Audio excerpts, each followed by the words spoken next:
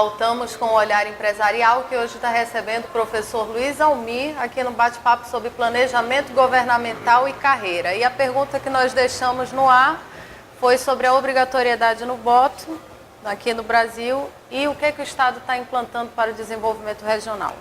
Bom, quanto à primeira questão, é um processo cultural. Quando a gente percebe, por exemplo, na eleição americana, que não há uma obrigatoriedade do voto, eu gostaria de salientar que isso vem da cultura do povo. Se a gente observar que os Estados Unidos foi descoberto em 1492 por Cristóvão Colombo e o Brasil pelos portugueses em 1500, tem uma diferença de 8 anos aí. A diferença hoje, social, econômica, de qualidade de vida, de tudo, é muito diferente. Então, são problemas culturais. Eu acho que o Brasil deve avançar para esse procedimento.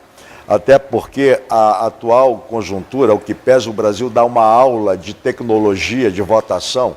Votam 130, 140 milhões de pessoas, uma hora depois de acabar a votação você tem os resultados. E isso é uma coisa extraordinária, eu tenho muito orgulho disso. Há uma necessidade de um voto de qualidade. De não trocar o voto pelo rancho, pela dentadura, né? Pelo equipamento do time de futebol, pelo churrasco de fim de semana no bairro, seja lá onde for.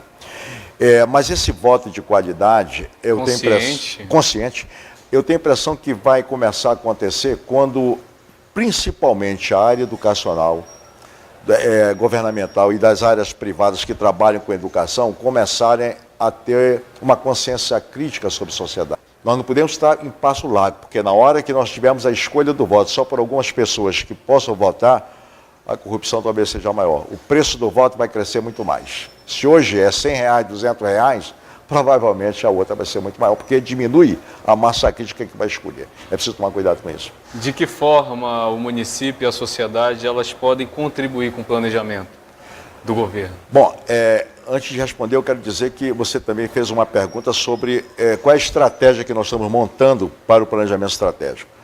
A estratégia, primeiro, é de trazer para perto todos os parceiros que têm alguma coisa a ver com o desenvolvimento do Estado. E a preocupação que a gente tem não é só os parceiros locais. O Estado do Amazonas tem 3 países que fazem fronteira, Venezuela, Colômbia e o Peru. A Bolívia já vai fronteira com o Acre, né? E lá com Porto Velho. Nós temos 5 estados que rodeiam o Estado do Amazonas. Eu não posso pensar numa estratégia de desenvolvimento local sem pensar numa interface com todas essas áreas, principalmente nos países que têm para o Pacífico, como é o caso do Peru, uma das rotas de logística, que é o grande problema do desenvolvimento regional do Brasil todo, é a logística, para as saídas que eu tenho para a área do Pacífico, né? Já que nós temos para a área norte, nós temos a estrada aí, muito mal conservada do lado brasileiro, é uma pena, do lado venezuelano já se pega outra coisa. Nós temos a rota hidro por Belém, para ir para... E temos que revitalizar outras tantas, de Porto Velho para o resto do sul do Brasil, mas essa para o Pacífico é importante. Então, a gente quando pensa planejamento, a estratégia de planejamento, eu tenho que começar a conhecer quais são as estratégias que estão no entorno, para acoplar, para identificar, para estabelecer sintonia. A pergunta, por favor, eu queira repetir. Que eu não... de que forma o município e a sociedade podem contribuir com o planejamento? Olha, o município tem muito a contribuir. O saber natural, o saber, a propriedade, digamos assim, intelectual daquele caboclo, daquele ribeirinho, é importantíssima para a gente.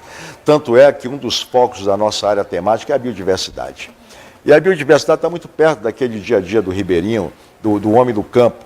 Então, o município tem muito. Agora, o que precisa são os municípios se organizarem em termos de estratégia pública, de gestão pública que não tem. E aí, a universidade deveria estar preparando pessoas para esse município. Por exemplo, eu fui um dos fundadores da Universidade do Estado do Amazonas e me orgulho muito disso. Na época, eu era subouvidor e controlador-geral do Estado.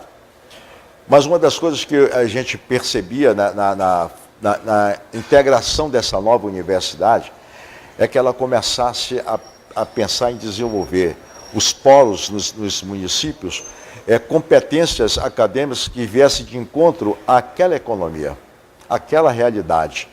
E até agora muito pouco tem sido feito. É preciso repensar o modelo educacional para a gente, né? Para que não haja esse processo migratório, criando em Manaus uma cidade-estado.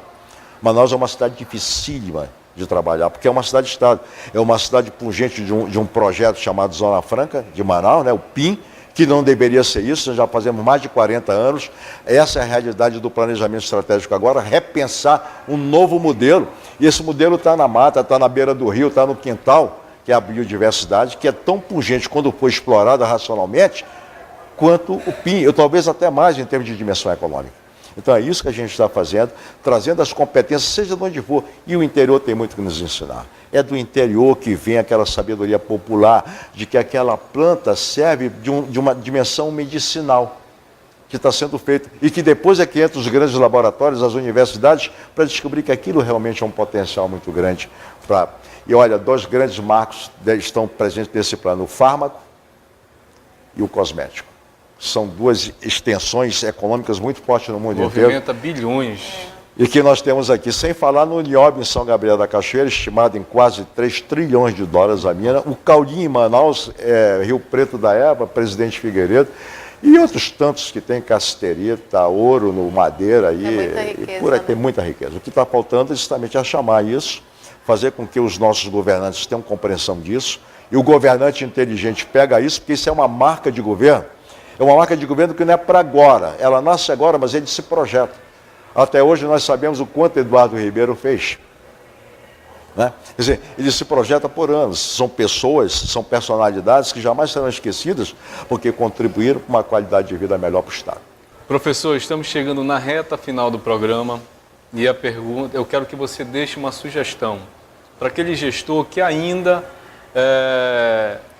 resiste em se capacitar, inovar, e para o antigo e para o novo gestor. Essa pergunta é muito interessante, porque o Amazonas está exatamente desenvolvendo essa fase.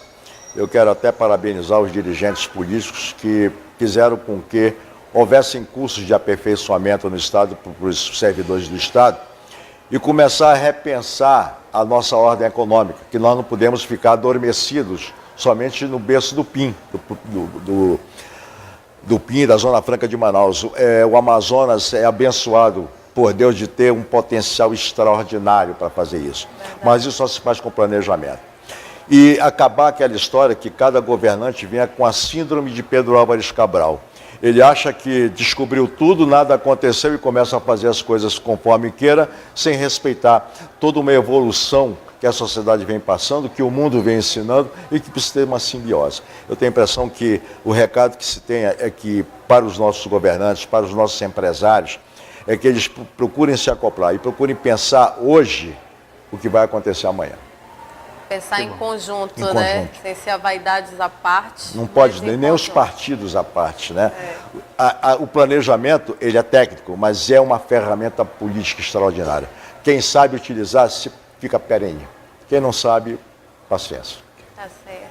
Queria agradecer, né, por ter aceitado mais uma vez. Foi muito bom esse bate-papo. Tenho certeza que você de casa curtiu bastante, né, Império? Quer rever essa entrevista? Então acesse o nosso portal olharempresarial.com.br. Até a próxima quinta-feira, às 21 horas, aqui no canal 21. Muito obrigada.